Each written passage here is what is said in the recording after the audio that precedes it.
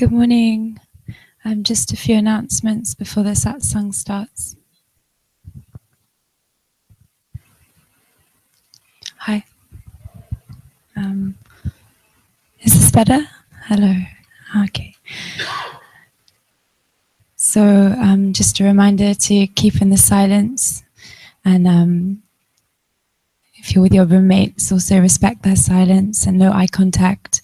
Of course, when we're in the satsang hall with Anantaji, we can talk to him and ask questions. For the morning satsang, Anantaji is going to be reading from the Ashtavakra Gita. So if you have any burning questions, you can write them down. There's a notebook just on the back by the box with a pen.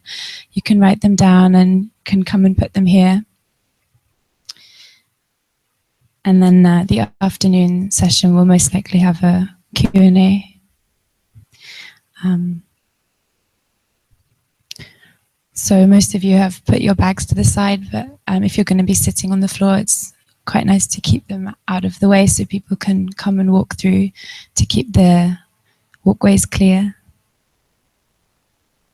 And also just a reminder, the camera's here, so if you're walking, please be aware you don't block it as you walk to the seat. And just one more note about the go-to person for today.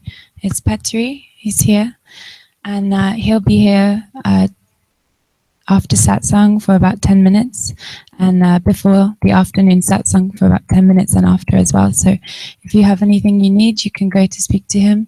And also it would be very nice if you can also write this down so we can keep in the silence. And you should all have Trishna's number as well for the emergency contact, just in case.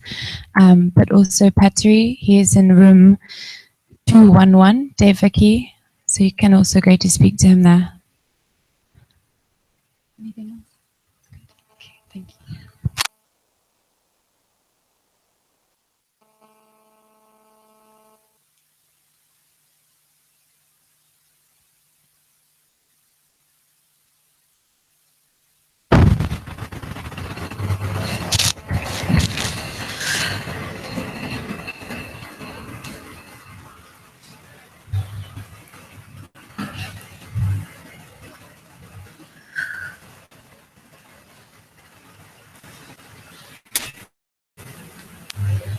Namaste everyone. Very warm welcome to Satsang this morning. Sadguru Shri Muji Ji ki Jai.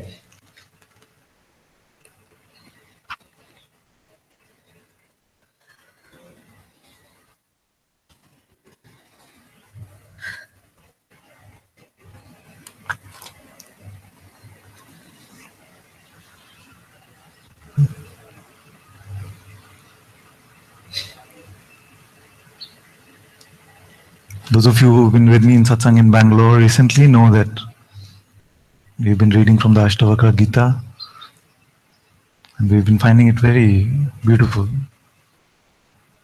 I was saying yesterday that it's like the sage is speaking to us right now.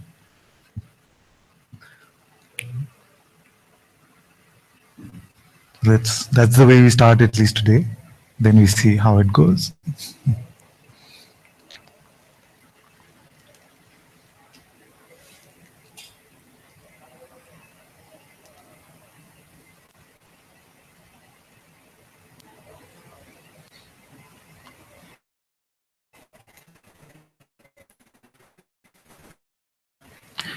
So chapter, and I won't go through the introduction again. Most of you know about this beautiful scripture.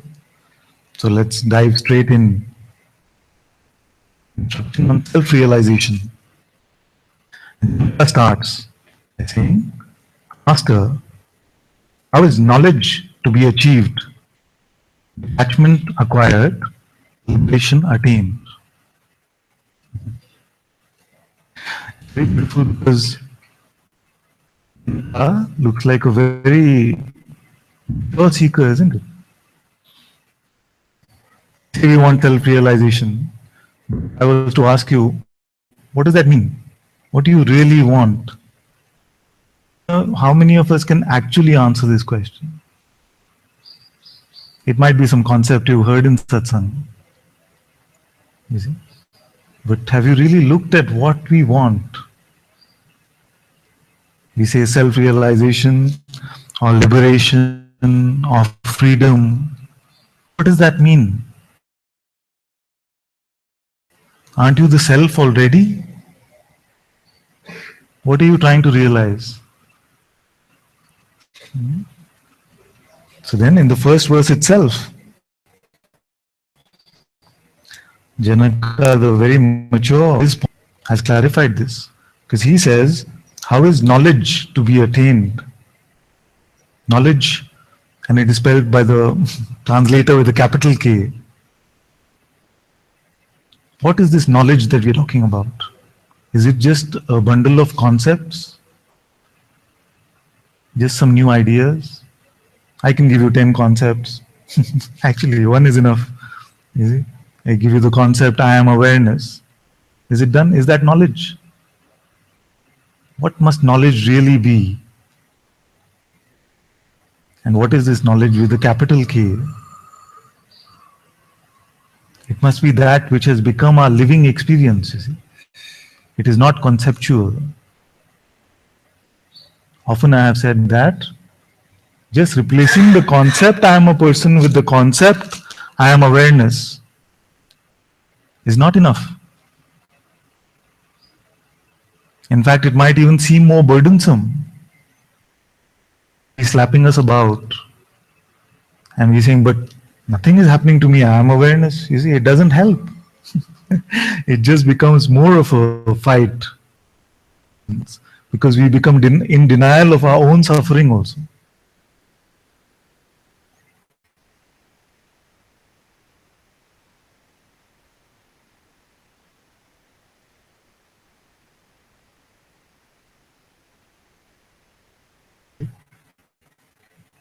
So, is there some knowledge, concepts? What is here for certain?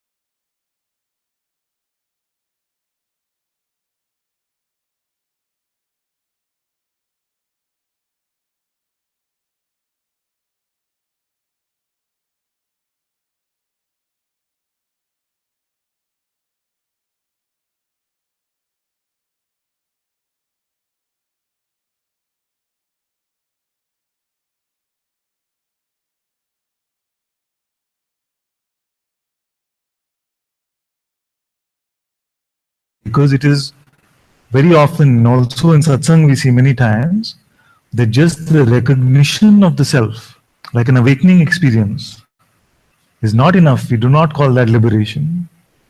Most of you in satsang have had awakening experiences, isn't it? You've had glimpses of the truth of who you are. And yet, our magnetism of conditioning seems to pull us back. To know what detachment is, first we need to know what attachment is. How is attachment possible? Often I have said that anything that we say after I am is a story, is a lie actually. It's just an idea, it's a belief. You see? So all that we have attached to this pure sense I am, to this beingness, I am something, I am a person, I am good, I am right, I am truthful, I am this way, that way.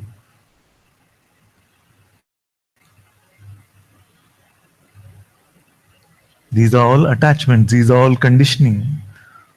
That this pure presence I am is able to play as if it is I am something, only using the power of belief. which leads to identity. And we'll go through all of these things. You see? So we've collected this bundle of concepts about ourselves. You see? And that makes the so-called person identity. Not only is the recognition of the self important, it is also important to drop all that is false. You see? Otherwise, the recognition will become another mere experience. So Janaka already has understood both these aspects, self-recognition and dropping of the false conditioning to imply liberation. How is knowledge to be achieved, detachment acquired, and liberation attained? You see, liberation attained is therefore liberation attained.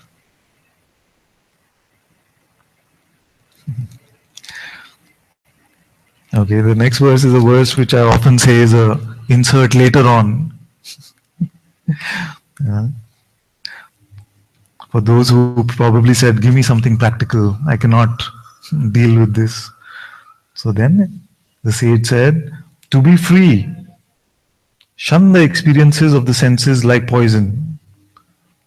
Turn your attention to forgiveness, sincerity, kindness, simplicity, and truth. Forget about it.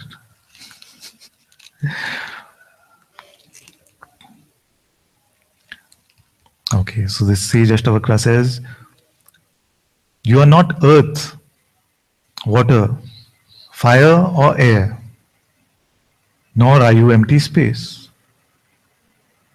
This is very important. We cannot find ourselves this way in phenomena.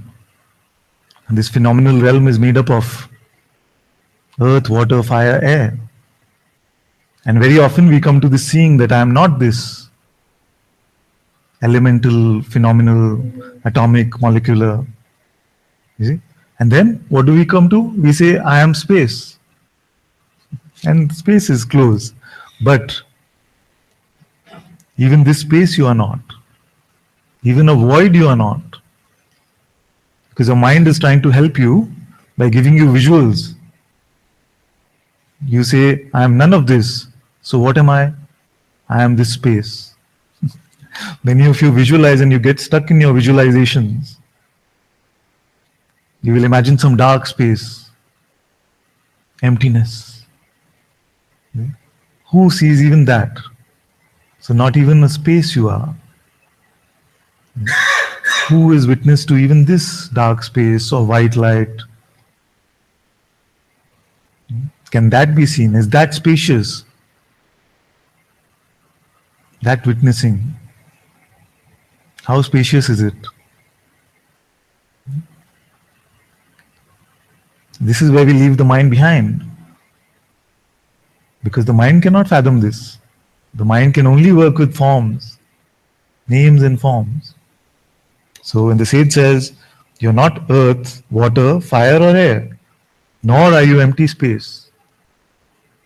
What is left for the mind to do? Forget about it. You will not fathom this that way. You will fathom this only with your direct seeing. You will not be able to conceptualize this.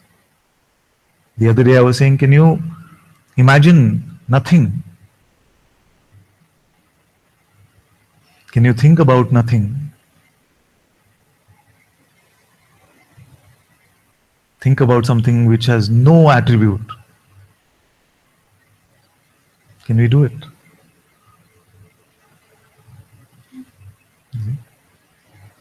That is why it seems like the spiritual journey can be so frustrating at times. Even in satsang, sometimes somebody gets angry with me. Says, I've been here so long and what have I got at the end of the day? Really, what have I got? I'm nothing. You see, that's the point. So if that is frustrating, we are missing the point actually. Because we have to look at this idea of getting something of understanding something, and see what that would be about. That means there would be some lack in you right now.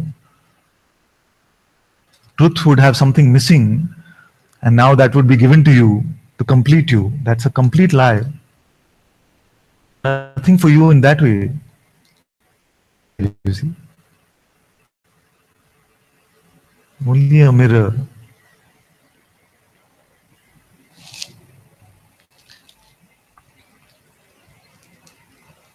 So the sage is shining his mirror upon us, saying, you are not earth, water, fire or air. You empty space. Liberation is to know yourself as awareness alone, the witness of these. We are done, no? Pretty much done. You are not earth, water, fire or air, nor are you empty space. Liberation is to know yourself as awareness alone, the witness of these. Simple.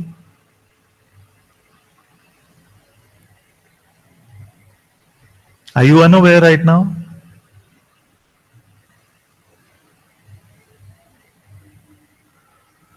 How do you know that you are aware? Do you see it? For everything else, you perceive it.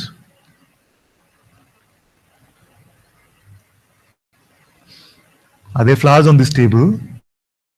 You see, you say yes. Are you breathing right now? You perceive it and say yes.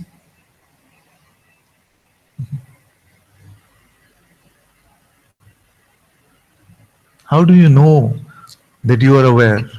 Do you perceive awareness?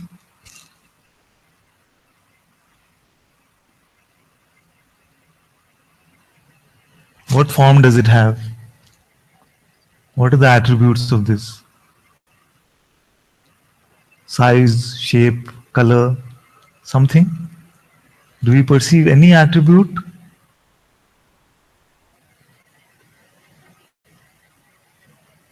Are you aware now? How many of us are aware now? How you know? It's not trivial. I know to the mind it might sound like this is just crazy talk.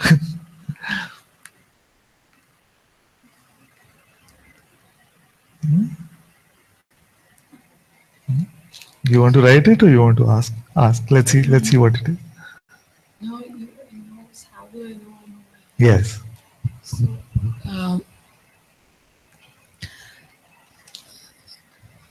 but awareness itself knows itself. How you know this? Because like you just explained, I need my eyes to see an object Yes. or something, but I don't need any senses to perceive my own beingness. Yes.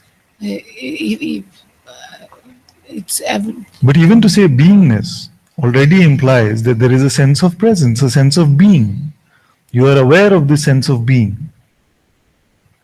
You see? So there is a qualitative distinction, although the distinction is not real. There is a seeming qualitative distinction between consciousness and that which is aware even of consciousness, isn't there?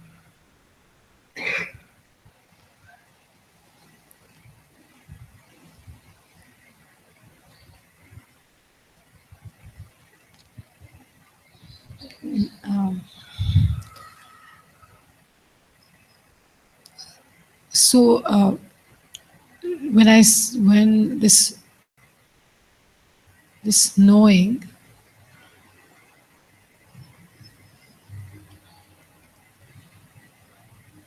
is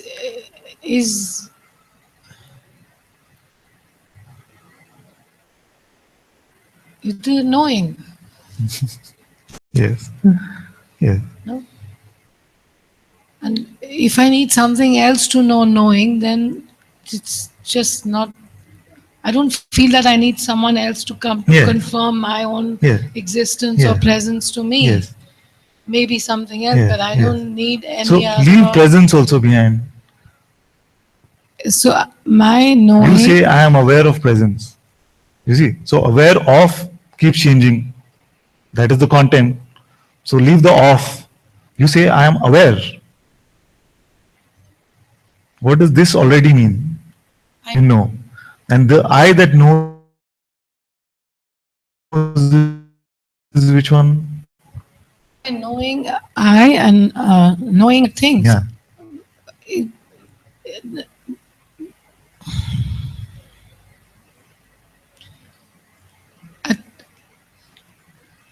Are you saying that this I is knowingness itself? This I knowingness itself. Oh. If I say but, then it's like Ashramakaji is saying that the glimpse of Yes. this, that I am this knowing Yeah. and awareness, and any amount of thoughts are not going to change that. Yes. But when the attachment is coming, Yes. this the feeling of knowing seems to get lost. Yes. No, the attention is moved off, basically. Okay, so attention moved. Yes. Attention moved. So what happened to knowing? It's there. It knows. What's at the backdrop? Even to say attention moved on, don't we have the knowingness of this? Changing, but the backdrop remains the same, isn't it? But just now when you asked this question, Yes. that, what is this attachment? Yes. To know detachment, I must know. Yes. So I really looked and I said, what is this attachment? Yes. Attachment is not to be a body. Its attachment is to just be happy. There is attachment to being happy. Yes. The attachment is to happiness. Yes.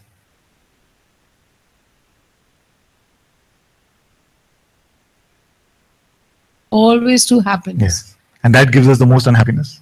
Yeah. You see? Attachment is to happiness, and so. Okay, let's go into this. To say that something is mine is how attachment is normally understood, isn't it? But this mine implies that there is a me. And we label in this realm of constantly changing appearances, we try to hold on to something saying, this is mine or me. This is foolishness. Because everything in this phenomenal realm is constantly changing. What will last? You see? We don't even know for sure that it is this body that will wake up tomorrow morning. You see? So attachment to objects in this phenomenal realm is sheer foolishness. Because already we know that it is changing. Everything is constantly changing. You see? Then as we dig deeper, we find that what are our greatest attachments? And you can find them out right now. What are you most fearful about? You see? You say, everything is okay, but this should not happen to me. These are your greatest attachments. And it's pure ignorance, you see. Because that which you're saying should not happen is going to happen one day.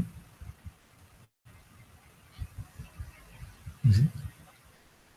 So attachment is to label something as me or mine when it is not. It is part of the play of consciousness, the movement of consciousness. You see? So we say that I want control over my life, which means that my life should only have certain states, and the state I would like, you know, as if we are giving an order in a restaurant, is that I would like the state of happiness, please.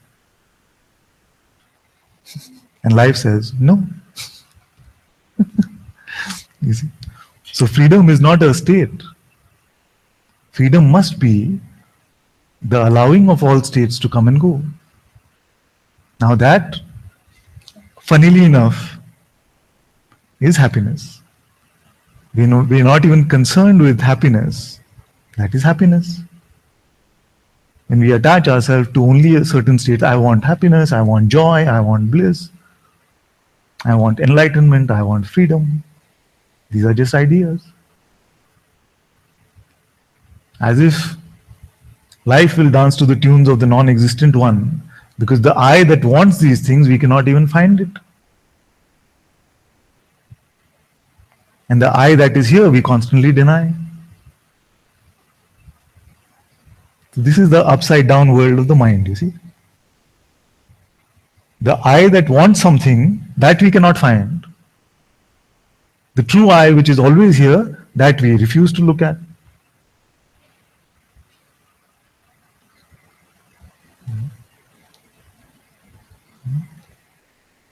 Isn't it? So she says that I am that knowingness itself. How many of you would agree?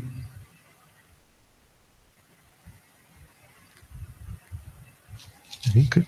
So when the question was asked, how is knowledge to be achieved? This is what we are talking about. And also the concept I am knowingness or I am awareness, which is the same thing, will not help us. It has to be seen now. Who is witnessing all of this? Who is the witness of everything that has an attribute? What is that? So that's why I've given you these questions to make it simpler. I ask you, are you aware now? You say yes. And who is aware of this awareness? Don't let your mind come in now and say, but this is too abstract, too confusing. It is very direct. You say, isn't it? I am aware. So who is this I that is aware?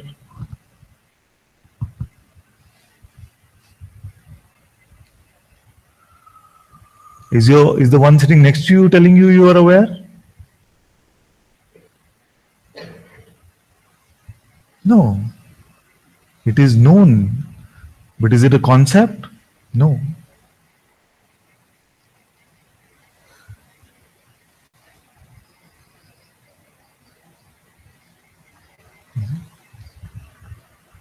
This is the unchanging truth of who you are. You say, in sleep state, there is nothing. I say, but there is an I to know that there is nothing. Otherwise, are you just making it up?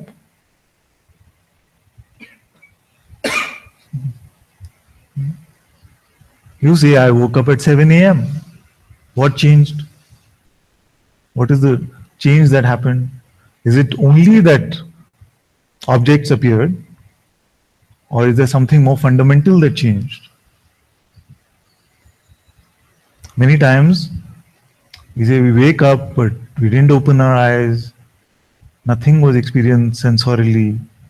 No object was sensed. Then what is change between sleep state and waking state? There's the birth of this sense that I exist, I am. You see? So now, the state changed. Okay? So suppose it's like we're looking at a window and it was dark and suddenly there was light. If you were not there to look at it, would you be able to report this change? No, no. So if there's nothing in sleep and there's a sense I am in waking state, there must be this I, which is the primal witness of this change, which exists throughout. So this I, which does not sleep or wake up, is this awareness, is this knowingness itself. So I'm giving you all of these pointers, but don't take any of them as concepts.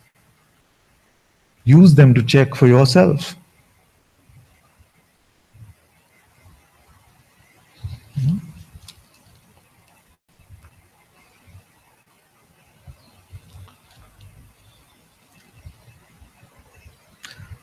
Liberation is to know yourself as awareness alone, the witness of these. The fourth verse is abide in awareness with no illusion of person. You will be instantly free and at peace. Now, he has said that you are awareness alone. In the previous verse, he said you are awareness alone. Now why is he saying abide in awareness? But I am awareness alone, no? If I am awareness, then why do I need to abide in it? This is the question we must ask the sage. What's going on? You said, I am awareness alone. Then you say, abide in awareness. What does it mean? So he has clarified this. He says, with no illusion of person. You see? What does this mean? It's very simple actually. Some of us, we have children. So when we play with the children, the child might say, let's play doctor, doctor. So we pick up the pretense of being a doctor while we continue to be who we are. You see? So we've picked up the pretense of being a person while we have always continued in reality to be awareness alone. Therefore, the abidance in the self or abidance in awareness only means not to pick up the pretense of personhood. Right now, in this moment, you don't have the pretense of personhood. You don't have it. You are free. Right now, you are free. You are. Unless you pick up the pretense by picking up your next thought. Show me how you are bound without buying a thought. Show me how you are suffering without buying your next thought. That's why Papaji said that we need nothing for this natural happiness. But we need something to be unhappy. What does it mean? It only means this. So this is the bad habit that we are here to cure. This is the rehab for this habit. You see?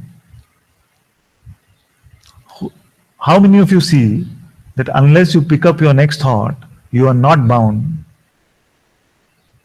you are not suffering, and don't have to go into peer pressure. If you feel really, then you can say.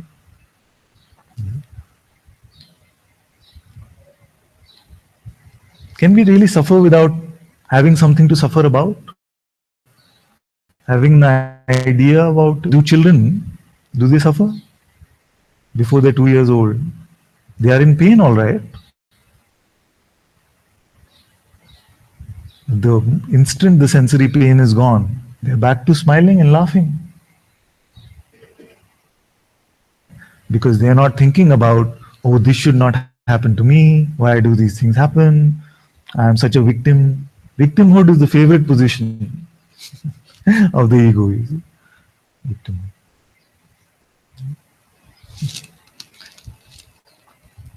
So the sage said, abide in awareness with no illusion of person. So, right now,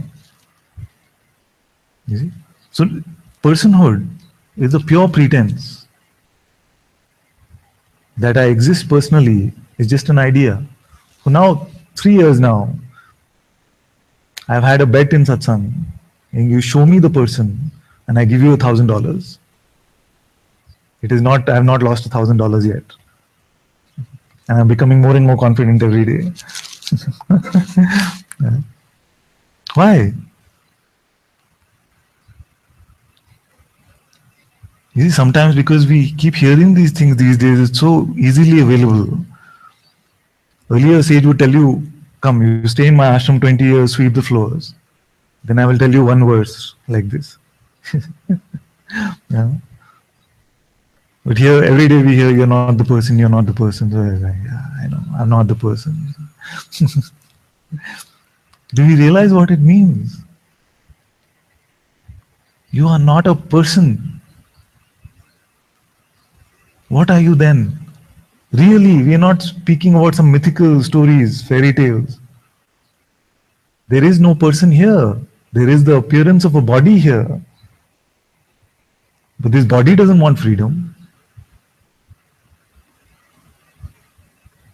This body is not concerned about special relationship, money.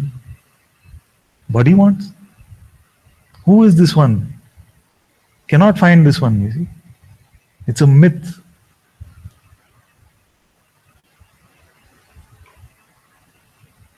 It's the idea of separation, which never really happened.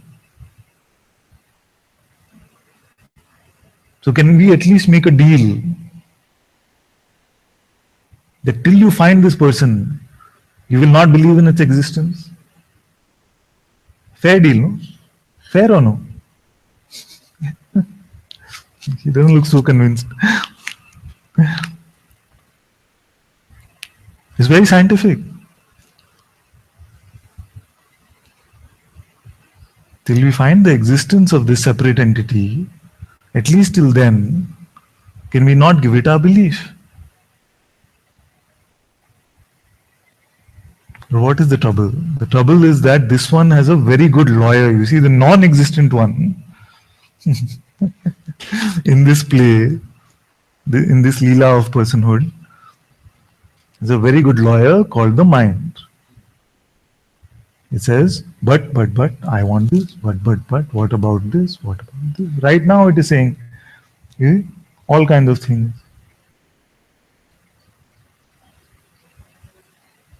Who is it representing? You ask it. Where is the client?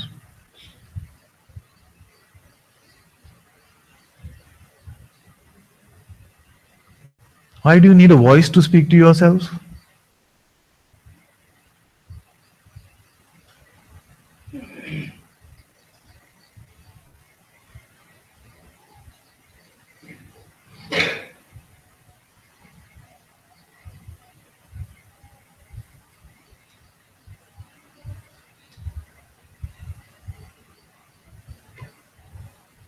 You don't ask these fundamental questions.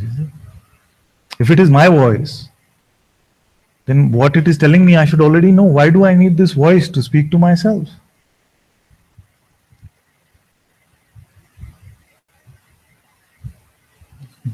If it is known, why do you need this mind saying you want this, I want freedom, I want peace, I want happiness, I want... Who is it talking to? We picked up the wrong number and it goes on speaking to us. And we don't ask who is speaking. Who do you want to speak to? Either question, at least ask one of the two.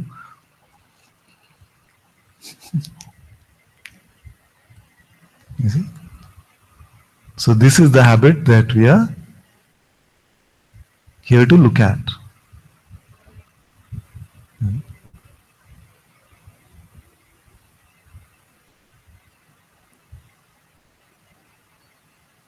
In this moment, can we allow this voice to just come and go? Can we not resist anything at all? And with this simple allowing, you will not pick up this illusion of being a person. That's why I say, if you want to see God pretending to be a person, don't believe your next thought. If you want to see God pretending to be a person, believe your next thought.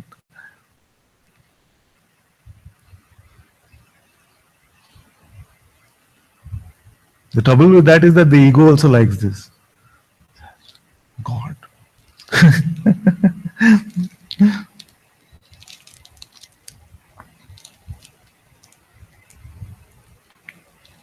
Abide in awareness with no illusion of person. You will be instantly free and at peace. Everything is just so absolute, you see. If you just abide in awareness with no illusion of person, you will be instantly free and at peace. Done.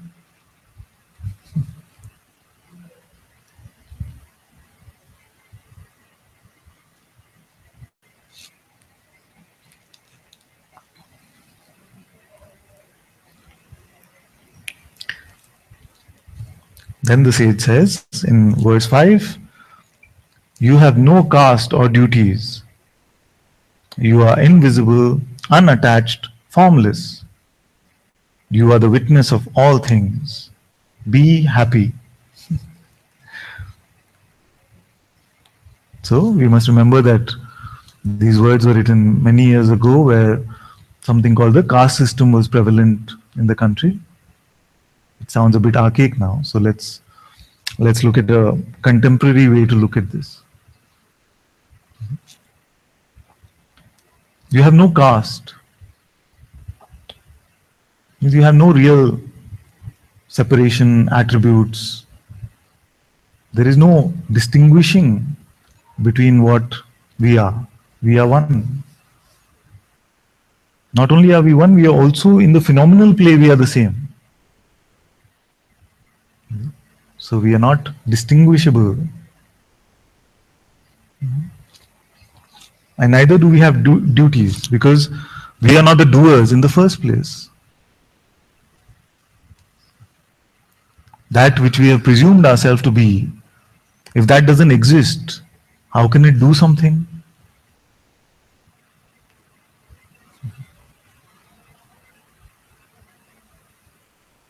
Imagine any person. Imagine some person. Give it all kinds of attributes. Really, do it. Imagine some person.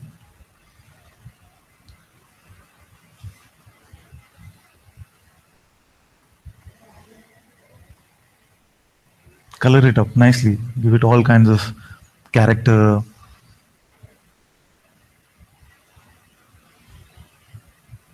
Imagine everybody as a person in their imagination. Yes or no? Now ask that one to give you a glass of water. Can you give? Ask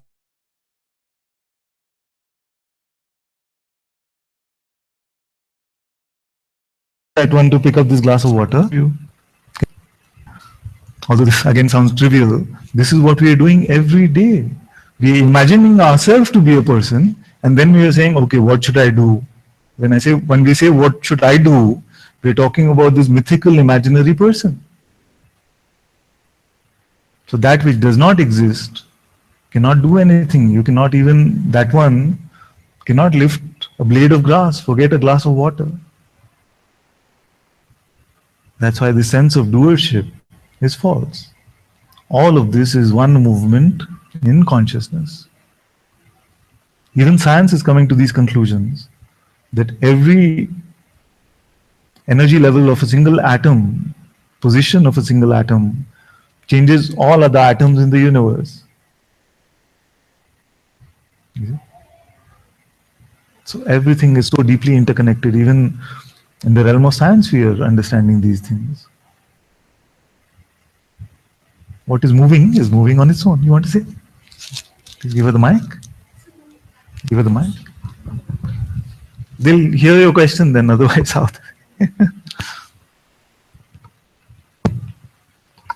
So, but then who is the one who came to the retreat? Yes. You know, Yes. who planned it, who... Yes. She don't want? No. Who is the one that is here? We already said that the person is imagined, you see, but who is that which is here? That we are looking for, no? So, what is it that we find? I give you a tip. Can you stop being now? Can you stop being? Okay. So this sense of being, this is consciousness. This is God, Atma. I am. The sense of existence. You see? In the light of this consciousness, all of this movement is flowing. Where? On itself. You see? So this realm, many realms you have experienced. You see, I had a dream last night. And that also pleasure, pain, Everything is experience. Time and space is experience. So in the light of your own consciousness, this world is being played out. You see? So when you dream at night, are you just the dream character, the dream body which you're presuming yourself to be at that time? Or are you the entire dream? Or at least you can say that the entire dream is projected within your consciousness, isn't it? So it is the same here. This light of consciousness, this beingness, is all that we find. And when this light of beingness is here, then this world of change, this world of movement flows on its own. That's why my master says, you are not the thinker of your thought, nor are you the doer of your action. Who is he referring to? You as a person. You see? Why? Because you don't exist in that way at all. So when the master says you don't exist, it means that you don't exist personally. But what exists? What is undeniable? That I am. You see? So Maharaj, Nisargadatta Maharaj said, the only truth that can be spoken is that I am. But ultimately even that is untrue. You see? But we'll come to that. For now, to see that all of this drama, all of this lila starts in the presence of I am, isn't it? Have you ever experienced the world without you?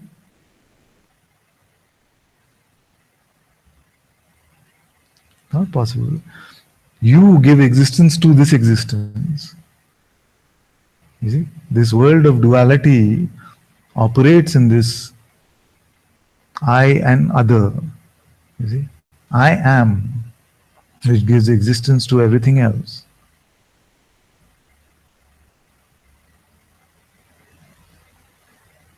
So this being, this consciousness, it is said in Sanskrit, Tvam karta, tvam bhokta. What does it mean? You are the one doer and you are the one experiencer. Now we'll take a bit of a diversion from the Ashtavakra Gita. It's an important point. Because most of us have some concept of God, you see. But what have we done with that concept of God? We have started making business deals with that concept. You see, you do this, then I will be happy. You see, but that is half surrender. The truth is Tvam Karta Tvam Bhokta, which is full surrender. If you are the doer, then you must also be the experiencer. So this one consciousness, this being, this God is the one doer and one experiencer. Therefore, to come to the realization of God, once it is seen, I am that I am. You see, in the Bible it is said, God said, I am that I am. This is the realization of the presence of God. All of this is a play of the light of consciousness on the screen of consciousness, played out by consciousness itself. So that's why I said that if you want to see God pretending to be a person, then just believe your next thought. You see? So the pretense or the belief in the individual identity is the opposite of surrender. It's the opposite of surrender, because it means that I must exist separately and therefore I must have individual will, I must have my individual life, and I must have my individual sense of journey, individual sense of direction. So what we are saying is, can we at least find this one? And we even incentivized it now. We said, okay, $1,000 if you find. Or are we that attached to the idea that we are not open to the possibility that it might not exist? You see? So, are we open to the possibility at least that this individual entity does not exist? That is what I mean by openness. You see, If we have a sliver of this openness, then the truth cannot escape us. You see? So what has happened is, for most of us, is that we have been in this play, pretending to be this person. I have this example. As if everyone around us started telling us that you're a cat. Also, the mind is telling you you're a cat. So everything says you're this cat. What is your job? To go after the next bowl of milk. You see? So first what they said, get a good education, then you'll be happy. Then they said, find a good partner, you'll be happy. Make lots of money, you'll be happy. And we've seen through most of that. Most of us who are here have seen through most of that. I'm seeing that, no, I'm finding only momentary glimpses of happiness or joy. Then they said, everybody has been lying. Everybody has been lying. You find liberation, the ultimate bowl of milk. Then you'll really be happy. So we go about as a cat, trying to find freedom for the cat. That is the biggest trouble in satsang. You see, the cat trying to find freedom, saying, I'm not feeling it yet. My meowing is the same. My limbs are the same. Everything is the same. I'm not finding this nectar for the cat. You see? Then what happens? You come to a sage. Sage says, I have nothing for you. Means I have nothing for you as a cat. But what I do have is a mirror to show you that you are not this cat at all. Are you willing to look? Most, if you were to talk to just, even in a spiritual ashram, if you were to talk to most people and say, are you willing to consider that you are not a person? Most will say, get away from me, man. What are you talking about? You see? But some will be open to the possibility that no person actually ever existed. No cat actually ever existed. It was just an idea, a belief. You see? So those who are open to this possibility will in super quick time see, yes, it was just a fallacy. Entity here. All of this is appearing and dissolving within my one being. You see? So that's why it is asked. Okay, it is not asked everywhere here because we have the cat example. That's why I ask you, do you want freedom for the cat, or do you want freedom from the cat? Because most of this world wants something for the cat.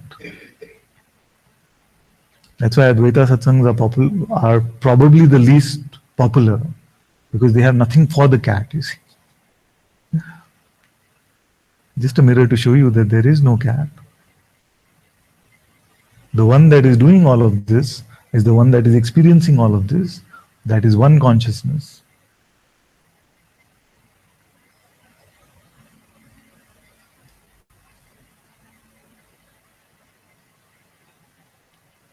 You're Sujata, isn't it? Name is Sujata. What does that refer to?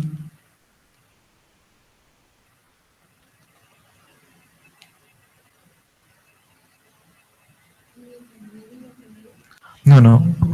Who is it pointing to? The form. This form.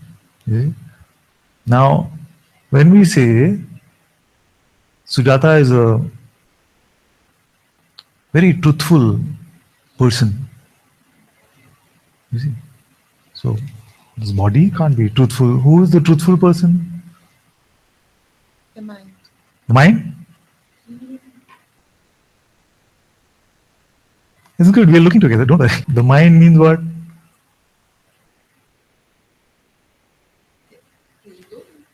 Say loudly. The ego? Is the distinction between mind and ego, or are they the same? Okay, let me help a bit. So, Bhagwan said that the mind is a bundle of thoughts. So what is our experience? We see that when a thought appears, we call that the mind. When there is no thought that appears, we call that no mind. The Zen masters say no mind. So mind is coming and going. So now Sujata, person, if it was just the mind, then the mind is here or not here. Be truthful, that which exists and doesn't exist. So what is it referring to?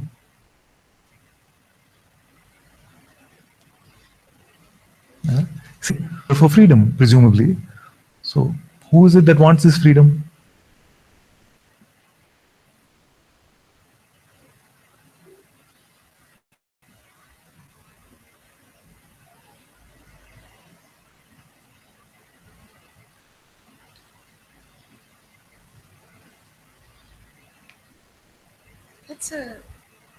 I have to think about that. This is good. This is a beautiful contemplation. Please do, and I'll be happy to hear from you again about it. Because for you to contemplate this would mean that you're open to this possibility of what is being spoken here. I am actually, but this is my last remaining doubt.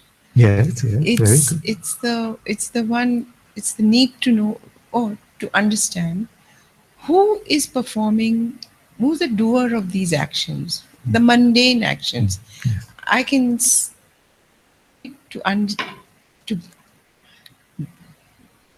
my mind wants to know, I guess, who's the one who performs all these actions, who eats, who drinks, who walks. Yes. So there are two things that I want you to contemplate about this question. First is, let's make this question a multiple choice question. You see, who is the doer of all our mundane actions? You see, so, and also we can lose the distinction between mundane and larger actions, because you must have heard of things like the butterfly effect and how everything actually can lead to bigger things. So we pick up any small object, it changes the entire world. You see? So who is the doer of any action? What are the options? First is the most popular belief that there is a person here that decides to do this. That is what we are exploring. Is there such a person here? You see? That is first option. Second option is it God? Is it consciousness? Second option. Third option is it that which witnesses even this consciousness, that which is aware even of I am? So these are the three options. So will you contemplate between the three and tell me what you come up with?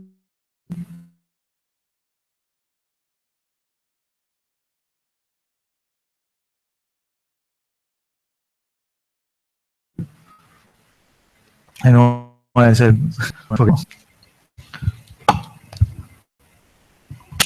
so the sage said, you have no caste or duties. And we looked at this duties part. Because this duties here implies doership. You are not the doer. You are invisible, unattached, formless. You are the witness of all things. So this invisible is different from our usual idea of invisible. Because our usual idea of invisible is like the Invisible Man or Mr. India. He wears a watch, rolls the dial, and he becomes invisible. See? But he still has some attribute, isn't it?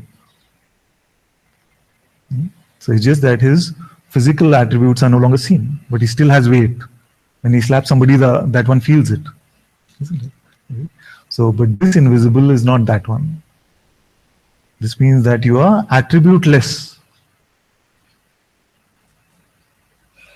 You have no color, shape, size. You can say about yourself phenomenally. And again I say, here is where the mind fails, you see.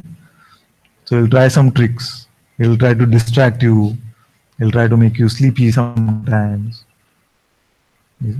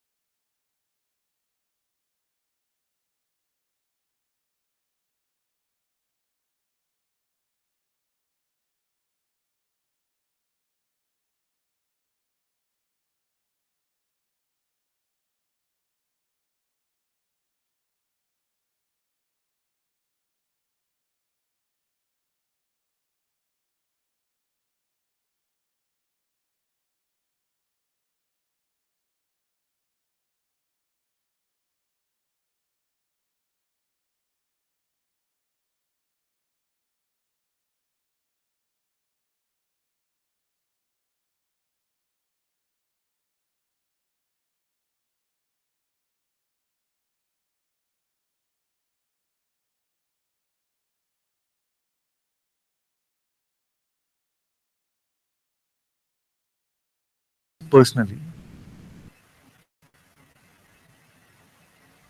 You see? At the root of all thoughts is the idea of your individual existence. You see? So when the first day when I said, are you willing to go back as nothing? It meant to see yourself as no thing, formless, unattached, and also rid yourself all this idea. Can it be as simple as this? I mean, who is really missing this? Can we not see that the witness of all that can be seen is itself formless? Who is missing this? See, because we are intimate, we are just few of us. Yes, sir. When we say witnessing, Yes. when witnessing and knowing is the same. You tell me. So yeah, that's what I'm saying from the mind, from the phenomenal point of view. When we knowing means like the knowing the attributes of this object. So And that for is me- the small k knowing. And this witnessing is just knowing its existence in a way without necessarily knowing any attribute. Yes. So, witnessing capital W, knowing capital K, and awareness capital A, all are the same. Knowing small k is to know a concept of something. Witnessing small w is the phenomenal perceiving of something. Awareness is related, again, small a is related to the mental knowing or mental awareness or conceptual knowing of something or the physical perceiving of something. But what we are talking about is the capitals, the absolutes. You see? So when the sages say knowingness, witnessing, the primal witnessing, you see, I've stopped using that word so often because it gets confused with the phenomenal perceiving. So that would be like in the deep sleep, the one who knows there was nothing, even though I am. Yes. I mean, and it is the primal knowing. So when this I am arises with the world, there's immediately a knowing that now something has come which was not there. Yes. But it felt like that the person also knows that no, the person can't know. The person is a product of this later, no? The person is a conceptual product than I am. So before coming to Satsang, yes, and recognizing, being shown that the person is not there. Before that, where the sense of the person was there, it felt like a bit illogical because you still knew that there was nothing there. Even before Satsang, yes, I knew there was course. nothing, but I knew that I must be there to know that nothing. Yes. Right? Yes. So it felt like the person knew there was nothing, and now the person knows it. Like I knew my dream, I knew my sleep was not there. Yeah. It is not that there was a person there, and now after Satsang there is no person here. Our experience has always been one. There actually has been no person ever. It is always only awareness that is known, the sleep and waking. So so I just have to. Yes. So then, like you just said, there was even when before Satsang, when the knowing was there that there was nothing, but I was there too. When I contemplated, then I find, but who was the I that was there? Yes, very good. Who was this I who was there? And because I guess I'm looking from the point of view again as a person, then I feel that I was there. As are you seeing how? Yes, but what was personal about it? No, don't worry. I was there, and I knew in the sleep state there was nothing. Now, this I that was there, what was personal about it? Nothing. Nothing. So we cannot call it person. Yeah, exactly. So there was, meaning there was no world, there was no sense of I am, no being, nothing, and yet it was. I mean, when we are there or experiencing there, you don't even miss anything. I mean, in a sense, there's no lack, there's no idea of any. Many times the confusion that comes for many is that, but how can you say I was there? You can say I was there because is it a myth for you? Is it, if I say there's another state in which you see 100 rainbows, you see that is something you'll say, but I have not experienced that. I don't think there's such a state. But when I say about sleep, you say, yes, of course, I went to sleep and I woke up. You see, so we were not there.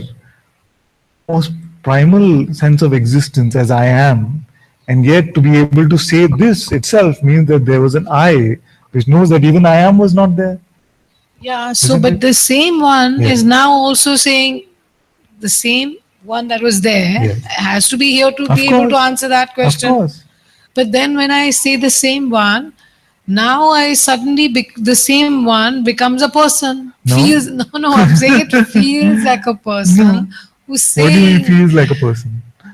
Anantaji, I mean, if I say just mentally, like question answer, if I know that it must be the awareness which is talking, okay, but like experientially now, I'm trying to just not be a mental answer, and experientially, I'm coming to a recognition that there is no person, so it's always must be this same one all along. It can't be this one then became that one, became, even if it became, it's the same one who became this, became that. It's not that there's some 3, 4, 5 things.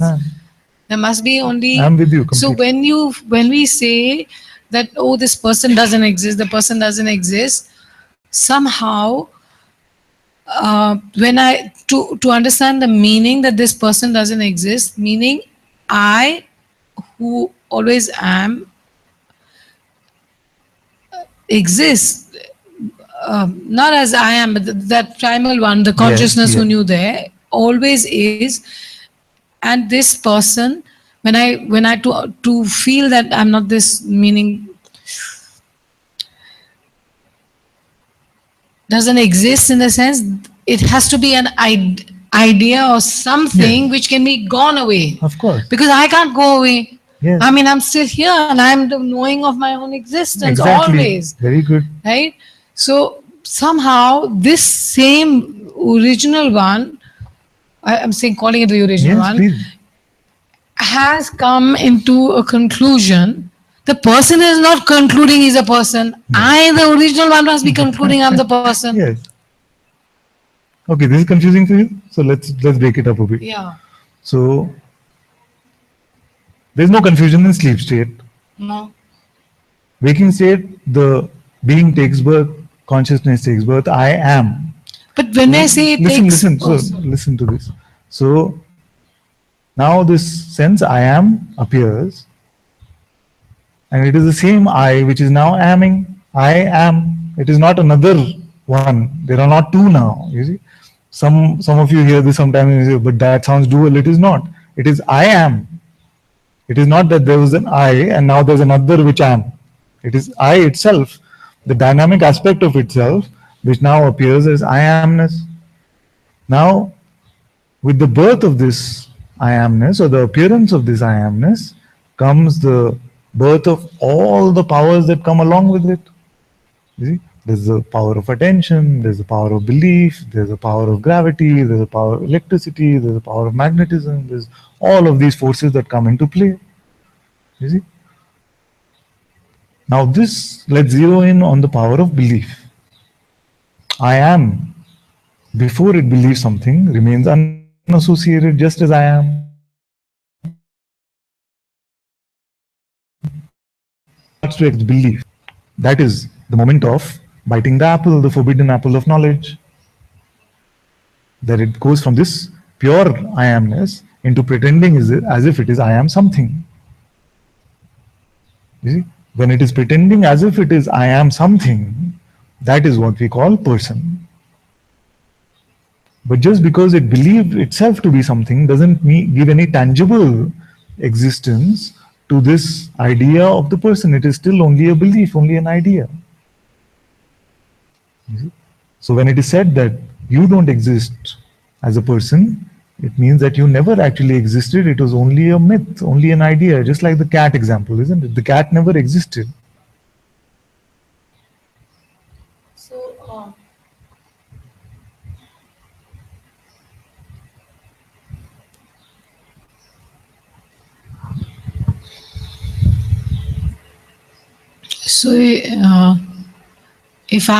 when I stay as I am, yes, and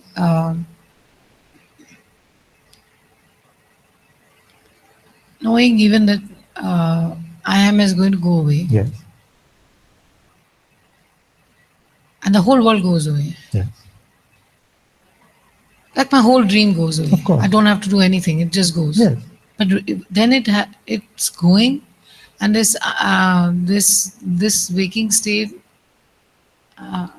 is also going. But my primal awareness, my original Yes. being, the original awareness Yes. is not going. Yes. And so if we say this person is just an idea, then the Yes. whole world is an idea. This all Yes. magnetism, everything which we say came Yes, with this yes, power of yes, I am, is also an idea. It's a good point, but let's look at this even closer. Yeah, At least for this realm, yeah, we can say that they appear in this atomic and molecular way, or Yeah. in a phenomenal way. yeah. The person is second level delusion. Even here we cannot find it.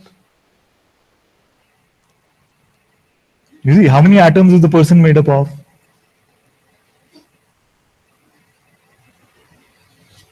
That cat which we believed ourselves to be, what is the constituent of that, even in the worldly way?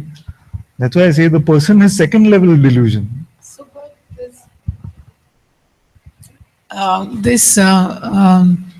this body Yeah. is not saying I am. Yes. Right? I figured that much out. The dead body is not going to say I am. I am. So when awareness, awareness, say, wake up to this I amness, and I see Yes. this whole a state. Yes. Can be any state, dream, waking, any Yes. state. Yes. And all the whole universe is playing. I'm really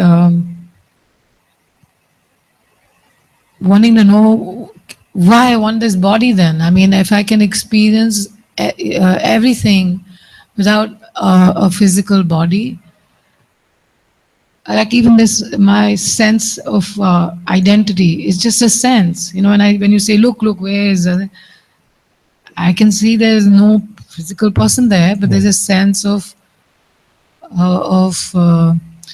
being. Yes. And in this sense of being is also not physical. There's nothing physical of it's phenomenal because it goes, but there's nothing physical about Very it. good. It's also invisible in that sense. It's In also that not sense, nothing. Yes. It's so why I want to take a body then? You tell me.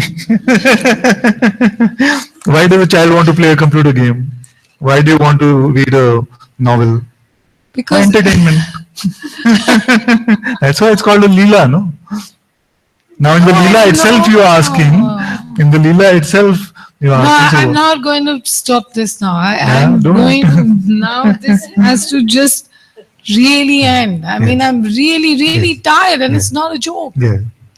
Now who you're representing? So far it was very good. Now this one is No, which one? I'm representing the frustrated cat who wants to say, now I have. Why you picked this cat up? It was going so well.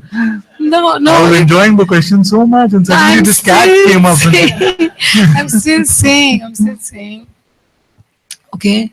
I'll tell you one thing before you say your next thing. A cat trying to get a handle over all of this is going to be a very frustrated cat. You drop the cat because this is not for the cat. You see, a cat trying to get, okay, I'm getting a hang of this. I am this awareness within which beingness is happening, then something. And as a cat, if you want to own this stuff, it's going to be too big for you. You're going to be pulled at your seams if you still feel you're a cat. You see, so forget about the cat. Yeah, so forgetting about the cat, before coming to Satsang, there's not even a concept that I'm a cat. Yeah. Okay, so after being pointed out. No, the only concept was you're a cat. Yeah.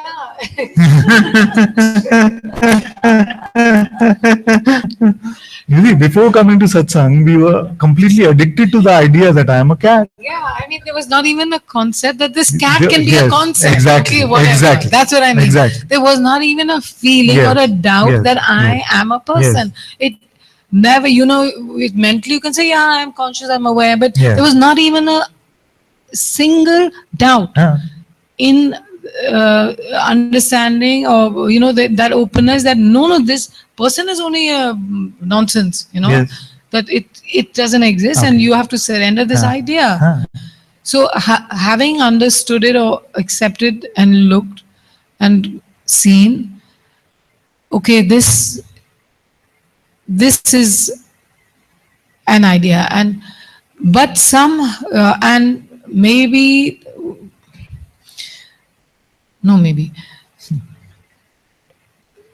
the sense of being completely and with full conviction, I can't seem to drop that. It doesn't go away. No, you lost me. The sense of being. So the sense of beingness or existence or whatever, not whatever, or the sense of existence. Yes. And now say it doesn't go. When you say drop the person, But sense of being is not the person. The being will not go. You see? Yeah. It goes in sleep state.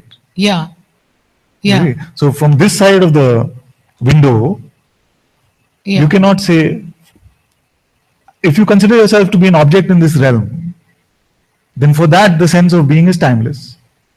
It will not, if you consider yourself to be an object within this realm, obviously the sense of being is the father and it is timeless, it is going to be eternal from that perspective. Once you represent yourself as this awareness, only from this perspective of awareness can you say that even the sense of being is coming and going, you see. Even the sense of being is? Coming and going, only from the perspective of awareness can we speak like that. But for an object in the realm, if you are pretending to be an object within this phenomenal existence, like I am this body. This is the God. This God does not go for objects within itself. Now, what do you want to do with the cat? You want to give it a good burial, or? Yes.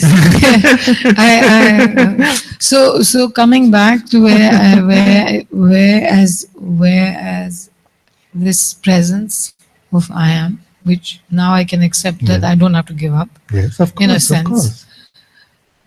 Or not now. No, now also. Don't worry, I'm not going to Advaita police you. No, but if I find that there is something there which is hanging on to the concept, then I will. Me, but can we look together? Of course. So why I as I am, even the thought, like I said, it's all in here, right? In this drama mind.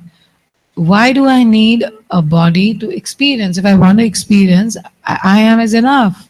Why feel this need of a body? Yes. When this I am wants to experience itself with this instrument called the body, it uses this instrument called the body. When it wants to experience itself out of the body, it has out-of-body experiences. When it wants to experience itself as spirit, it experiences itself as all kinds of spirits. Right now, our current experience seems to predominantly be this one. There is nothing impossible for consciousness. It will experience itself in the way it wants. Now, this one which is saying that why is consciousness doing this right now, and is consciousness limiting itself within the body, is not true. It is the Leela of this one that wants to play as if it is a body right now. It must be enjoying this sense of the body. But many in this room have also had out-of-body experiences. Yeah, so have I. I mean, sometimes but no, I don't want to get lost. So this you said the Leela, the one in the Leela is asking this question: why am I behaving as this body? Yeah. So again, I'm in that cat state, asking the one who's. Exactly. Yeah, that's what you say. Exactly. The one in the Leela is the cat. Yeah, the pretend one. The pretend. Is saying, but why? My role is asking. Why? Because it is your will. The character and the play. It is God's will. For me to ask this. No, even this. Yes. Yeah, because if I never and ask. The answer is also the same. Because if I even as a person I not asked this somehow, I mean in the role of the person, I would not have come to Satsang. Not a blade of grass moves without it being God's will, and therefore your will, fundamentally.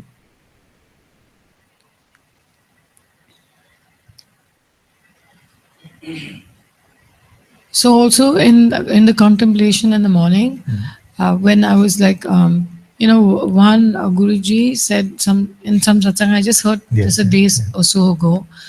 And he says, I'm showing you the mirror. I'm only showing you a mirror. But if you've never seen a mirror, you'll ask me, how do I operate the mirror? What should I do with this mirror?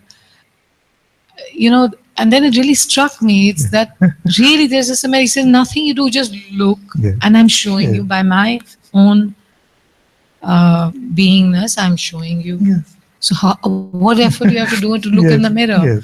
And also, besides how to operate and all these things, the point is the mirror is showing you nothing. It's like, don't see anything. Yes, that is the point. No, but so when after in satsang with Guruji, one can see or understand that no, I'm not a thing. I'm not a thing. Exactly. I am, but I'm not a thing. And you can really see that the presence or whatever is also unidentified in any way. It's just presence. And you feel the presence of God when you're there. You feel, here He is. Because you know God inside yourself. So, is here He is, which is very beautiful, of course, more accurate, or here I am more accurate? Here He is. That's more accurate? No, I mean when you're there with Guruji, and in this presence, or you feel the presence of God, because but there you recognize it instantly, you know, and you recognize it.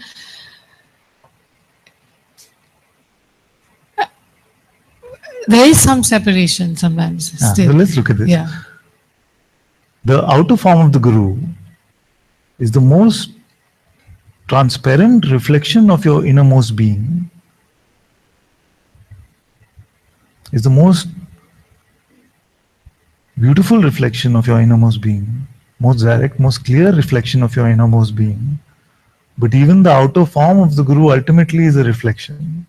It is your own God presence which is being reflected. So this being, here He is pointing you to, here I am.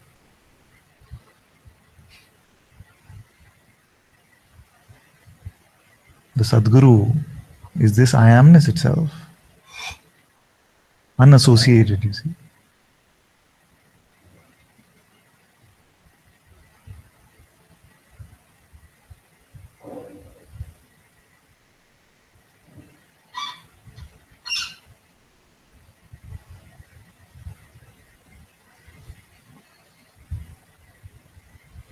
That is why it is a mirror, no? It's still a reflection.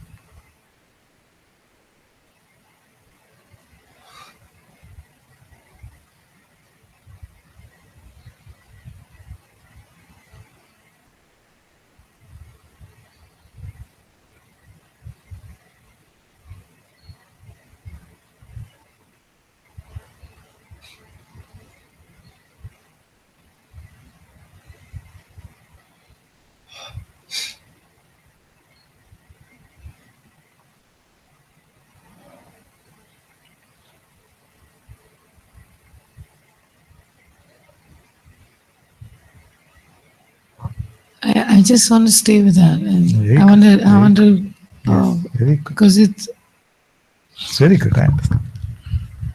Okay.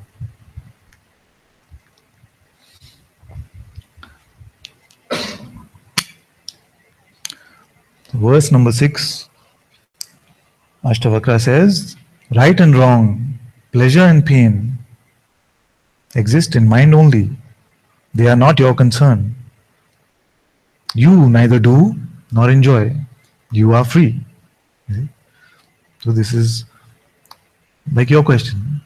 You neither do nor enjoy. What is this one referring to? The non-existent one. Not your concern implies that the same thing. You don't even exist. How could any of this be your concern? Because you neither do nor enjoy. Same thing what we said. Tvam karta, tvam bhokta. You are the doer and you are the enjoyer. Enjoy here, by the way, means to experience. Right and wrong, of course, are just interpretations. Pleasure and pain. Sometimes also in satsang we bundle up not only the energy constructs of thoughts, but also similar energy constructs like emotions, like the sensations, pleasure and pain. We bundle all of that up sometimes, and we say all of that is the mind. Referring to that definition of the mind.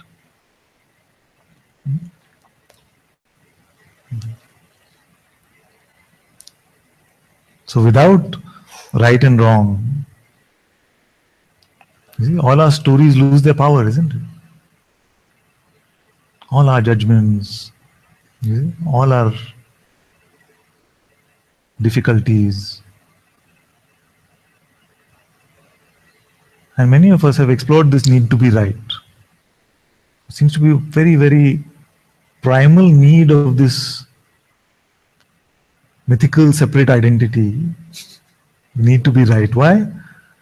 Because its only job has been to prove its existence when it actually doesn't exist. It needs to be proven right.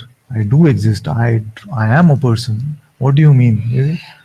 So it's used to this, the need to be right. Often it is said, do you want to be right or do you want to be happy? And very often in this worldly play, they are in opposing sides. And many times we choose this false sense of self-righteousness over very natural happiness.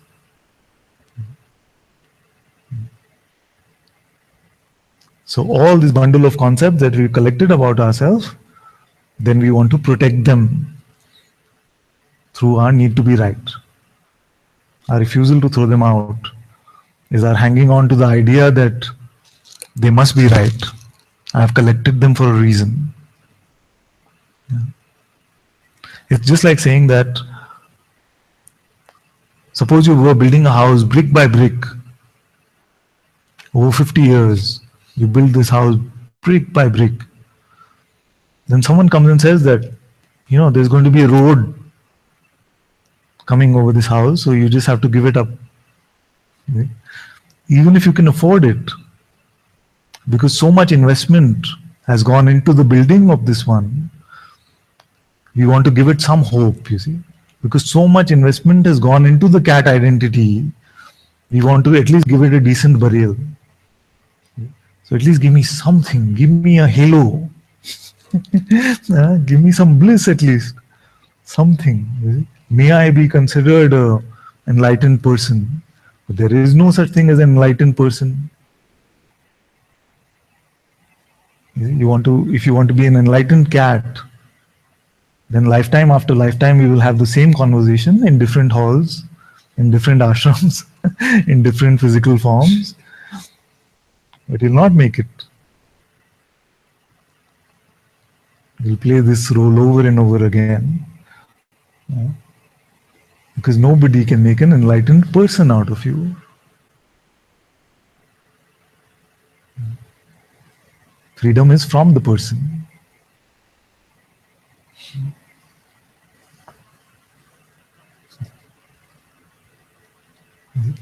And as God, actually, we are entitled to this play. It's fine. See, a million lifetimes is nothing for the infinite. For the eternal, what is a million lifetimes? Nothing. It's a blink of an eyelid. You want to say something? Yes. You won't record your face, but at least we need the audio. So this is my attempt to answer your Please. question. So when the I am wants to experience limited itself through Yes. limitations, Yes. and it wants to experience existence through senses, Yes. then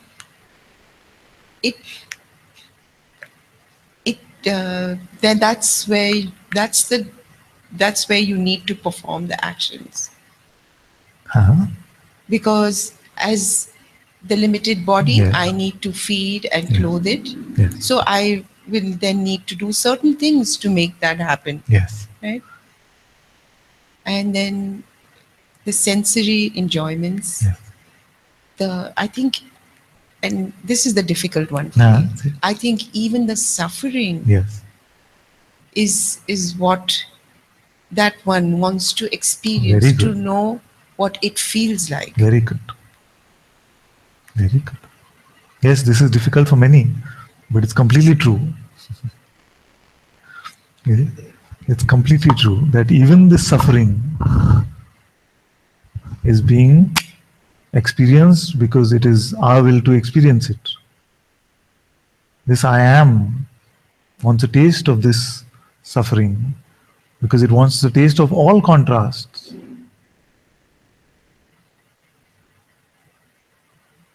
That's why often I take this example, which is not very palatable. It's also, it can seem repulsive to some who are sensitive like this.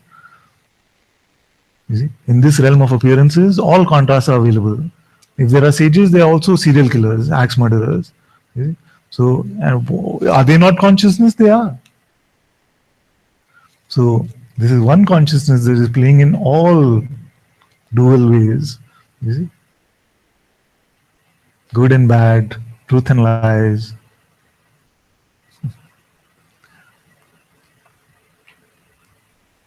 And we do not actually know what makes good good.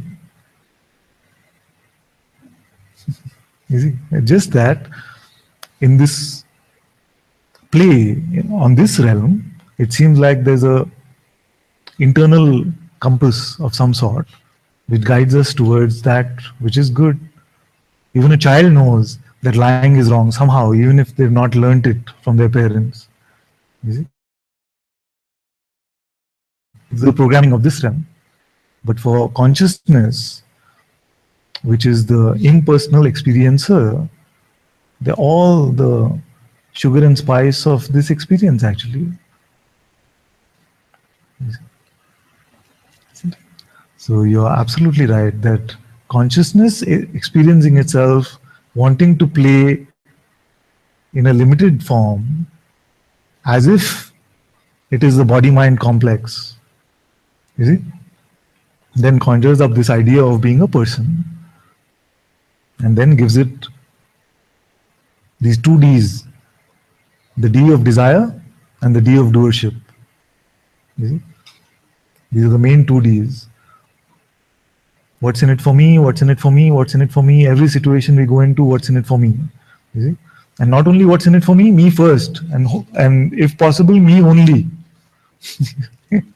And we've also had in the Sangha that it's most irritating if somebody in the Sangha seems to be getting it, but I am not getting it. If nobody was getting it, it's fine by me.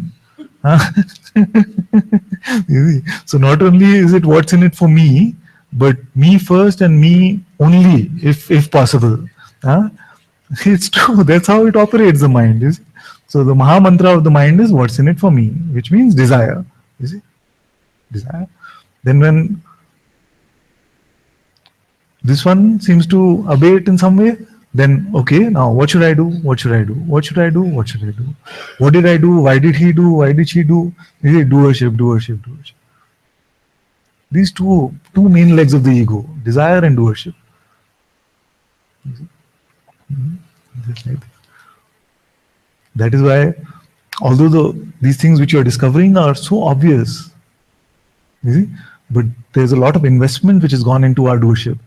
Also, there can be investment in others' doership. How?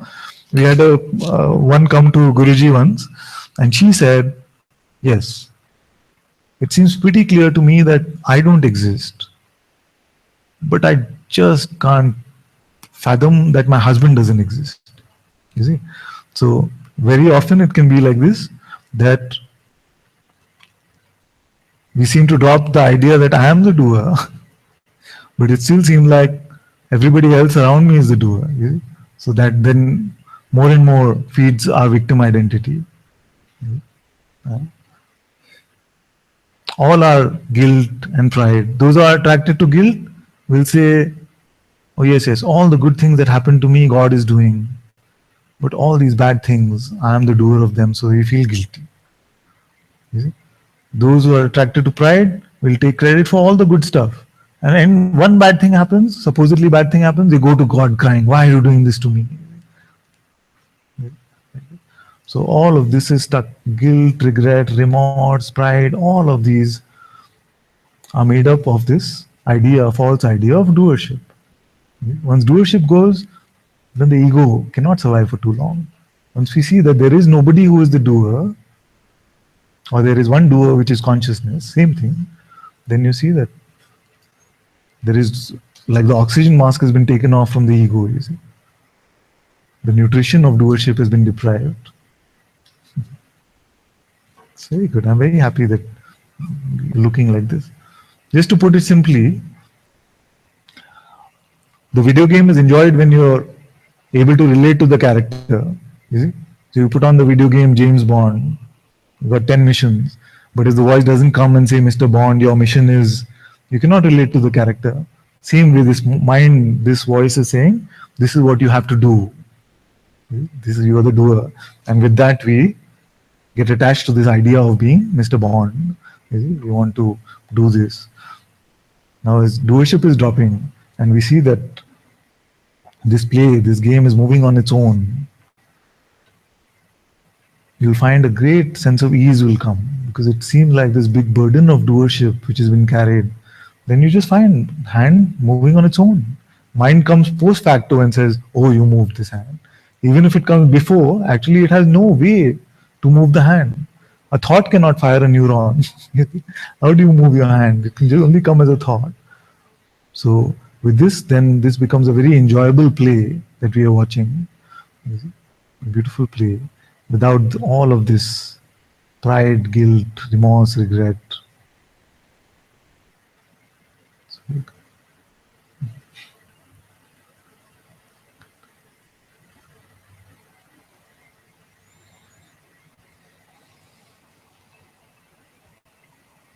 So, some of you haven't heard this because you're new to Satsang with me. I used to go to somebody called Ramesh Balsekar before I went to Guruji. For a few years I used to go to him. And he used to speak a lot about doership. But one thing I did realize is that the only end to this free will versus God's will debate is to see whose free will could it be. Is there somebody who could have a free will? Or if there's only God that exists? And if there's only God that exists, then God's will is free will. He's free to do with this realm as he chooses, or she chooses. Then the distinction between free will and God's will dissolves. Otherwise, we can debate this topic forever. But to see that there is no person here that could have a will in the first place is the most important thing. Let's take the mic. I don't know what is coming. Take the mic.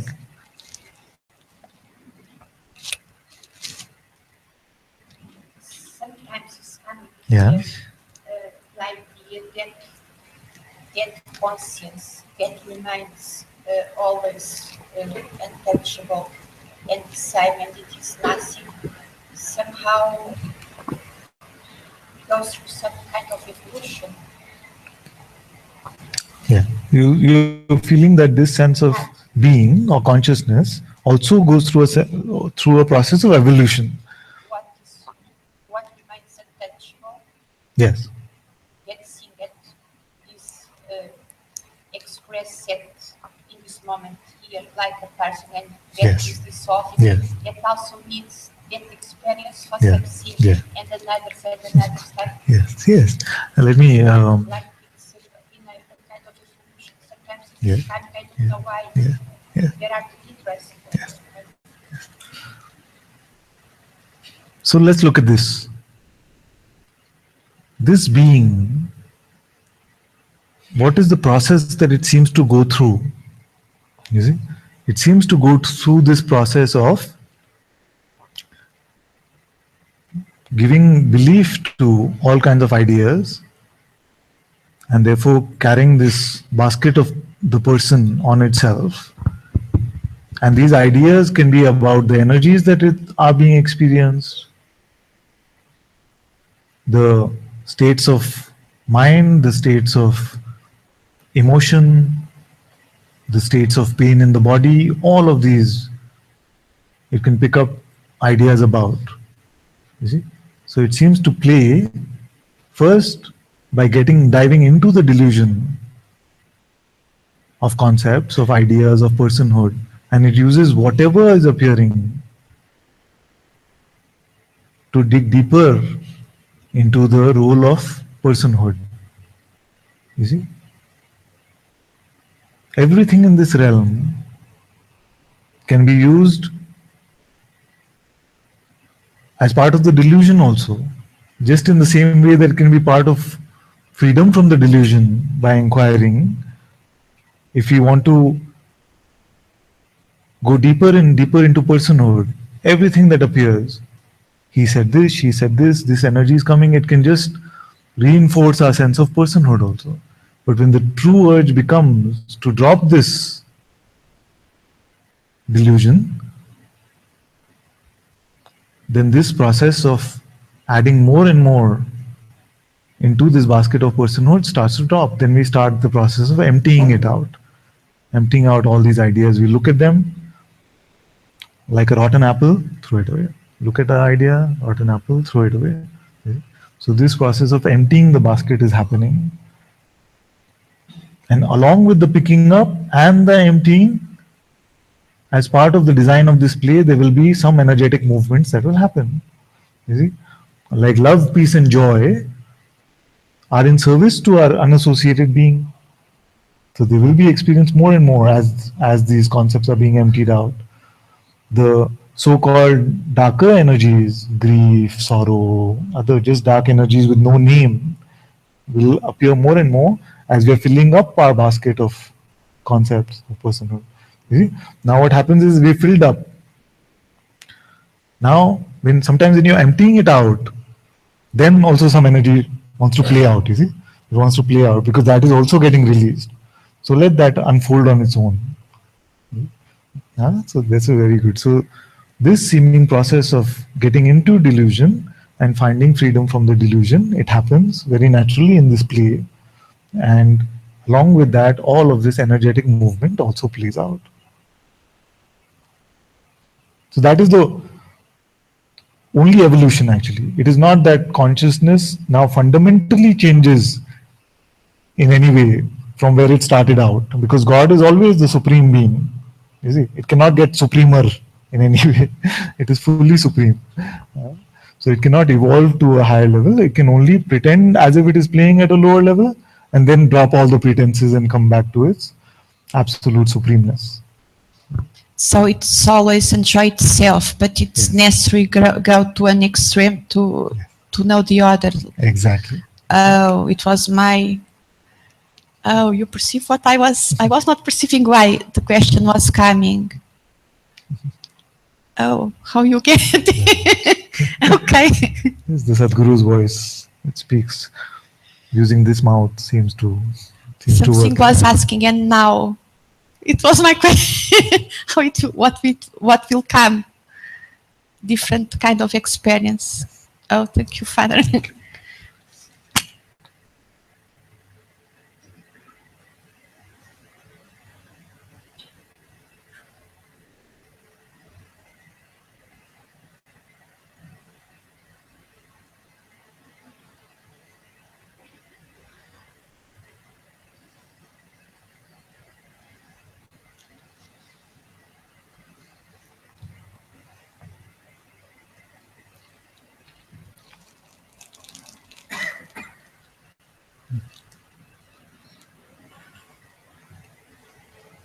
You okay, my dear?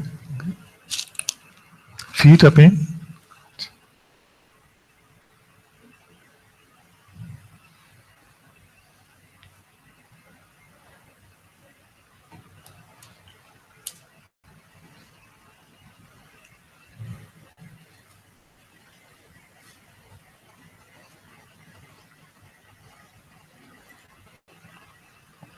We should try and organize the cart for you, no? To take you around. Or maybe when your car is available, we can also, instead of walking.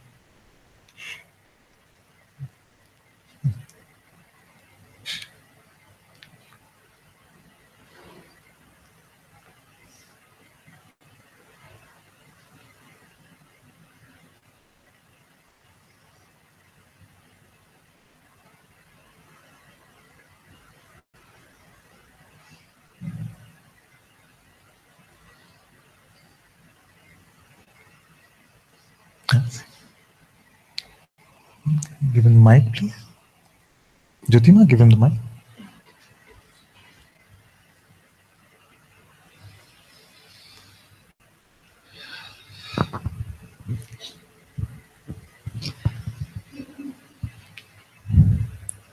Just wanted to confirm something. It's like just resting on this very obvious I am, and this is all what have to do, but that's like, then you imagine I am with this, and then you create your own self-created obstacle and try to come out. And felt like so many times before also, because this concept, like whatever, it's more of this comes, and then you create that concept and try to visualize. Yes. And trying to come out of that concept, but it's very obvious what it's but then there's a tendency always to create this concept or pick up concept from satsang or something. Yes. And then have a discussion or creating that circle, and then trying to visualize or trying to work it out, but it's all. This is very beautiful. So this I am is obvious for who?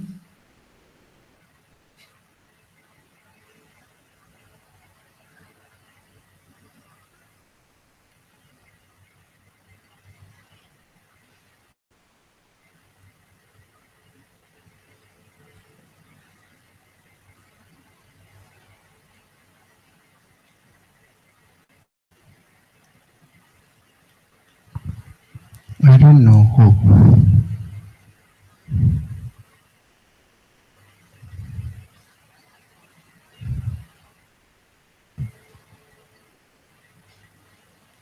So what does it mean when you say it is very obvious? Can you elaborate on that?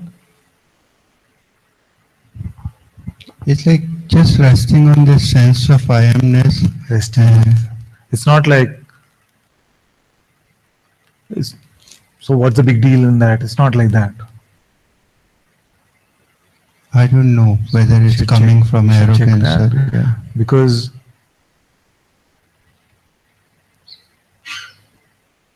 this I am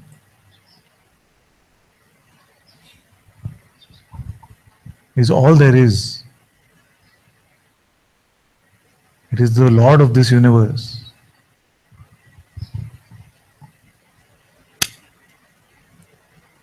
So when it is tasted in its pure presence,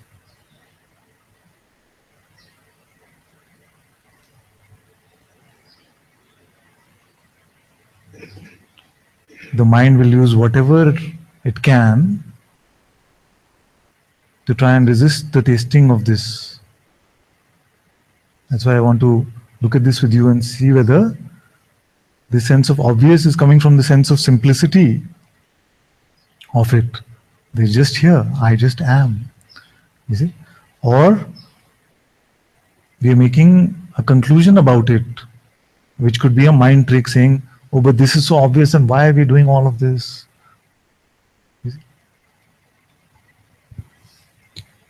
I don't know. I feel means kind of ease here. It's because when it comes from concept, it's okay. Wait now. So with this I am, you're absolutely right. Complete sense of ease. Now, how does the coming of a concept break this ease or change this ease?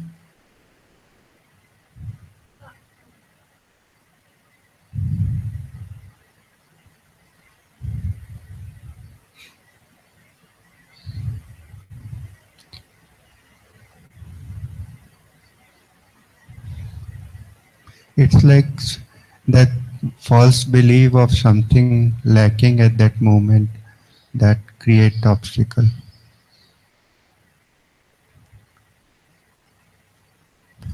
Even if belief goes to something, does it affect the I am in reality, or it only seems to?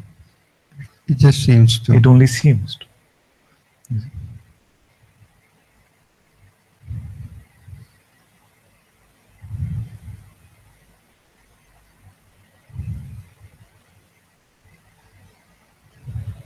So you see that there is nothing lacking or missing in beingness, isn't it? Until unless I assume something to missing, there is nothing missing. Yes, yes, that's what I'm checking. So even after the assumption, it only seems like something, some lack came, but in actuality, it never happened. Yeah, but that's like when it comes, there is an energy pull for that, and yeah, that's like we can say attachment or such. Although I don't want to discuss about that. At the moment, it's not there, so I know. So what can happen sometimes is that there can be this idea which can try to hang on to this sense of I am itself, and then when your attention is going to other places, then it can say, no, see, now you're getting out of I am or something like this. And then this can evolve into the checker guy, which is constantly then monitoring your progress and seeing where it is. So forget about this one. You see, I am is here. It is not going anywhere. In this moment, all that is needed is to not buy any concept. You see, even if it is bought, this moment, don't buy the next one. So the conveyor belt example is so good. Next plate. It doesn't matter what you ate earlier. Isn't it? Is there a voice which is checking and reporting on your state, and are you believing that voice? Not at the moment. Very good.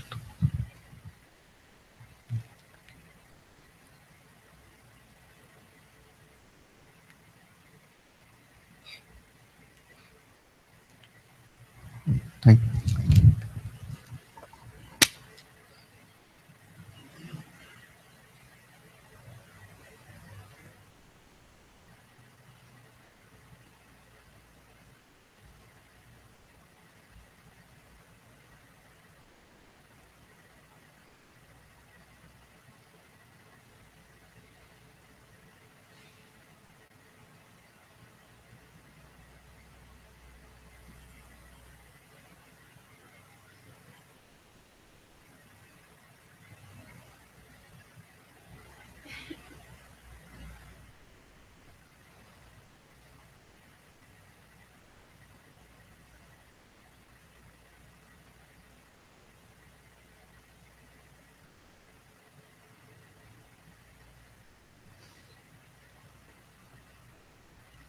Can you sing a song?